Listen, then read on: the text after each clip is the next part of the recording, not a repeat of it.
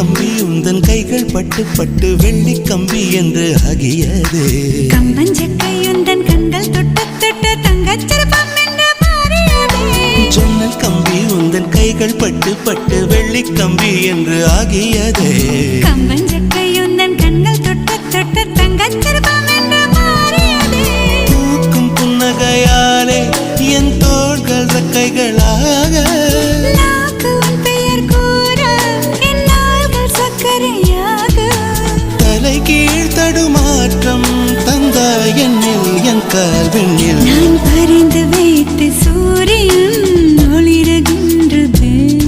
நான் நடந்து சென்ற மணல் வெளி மலருகின்றதே.